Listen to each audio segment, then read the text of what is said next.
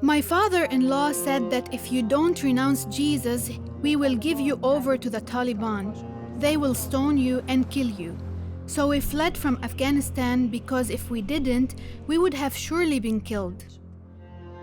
Every year, millions of Christians in the Middle East suffer persecution and oppression because of their faith. Often they are left with two options: get killed or run away. Fatima and Hassan, along with their two children, are the fortunate ones who made it to Europe alive. But they didn't know what was awaiting them in Greece. When we got here, we had to live with other Muslims in a refugee camp. It was so dangerous for us to practice our Christian faith. One day, they found out that we didn't follow Islam and went to church, so they beat and threatened us and said that they would kill us if we continued. The couple went to the police but found no help. So Fatima cried out to the Lord. I prayed to God and said, Lord, your word says, forgive those who persecute you. So I forgive these people. We take refuge in you. You are God Almighty. Please save us from the enemy.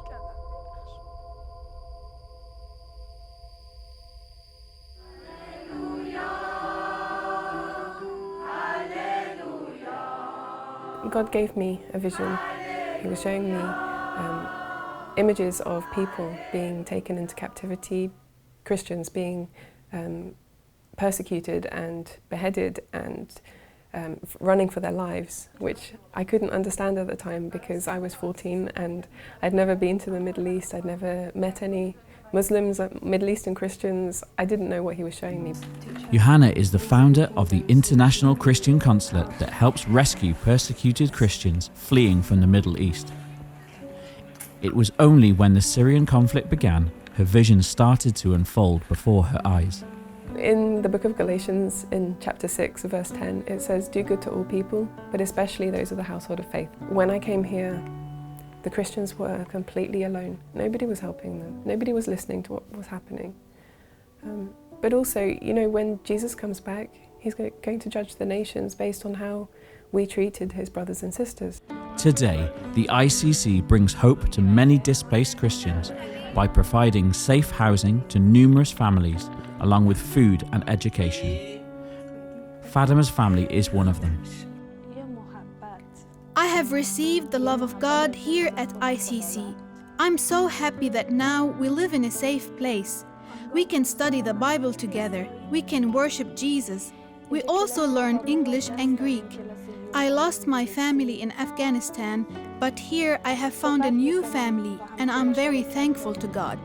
It's like an outpost for the kingdom, and discipleship is really important. Jesus said, go into all nations and make disciples. He didn't say just go make converts and then leave them. No, he said make disciples. So these are people who have come from places where Christianity or converting to Christianity is illegal, and it costs them everything. More than 5,000 people visit the ICC's House of Faith every year, but it doesn't stop there.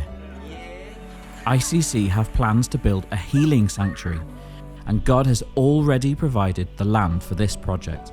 It's very beautiful. Next step is to develop that and to make it into a real place of safety and sanctuary and peace and healing, so people can come with the trauma that they're carrying. They can come for a week, they can come for a month, and just spend time resting and recuperating, but also engaging in some activities like small-scale farming, therapeutic activities that, whilst they're doing it, they're in an environment which is actually quite healing. Okay, I know that God will provide for this because this is His mission, His vision, His work, and God owns the cattle on 1,000 hills.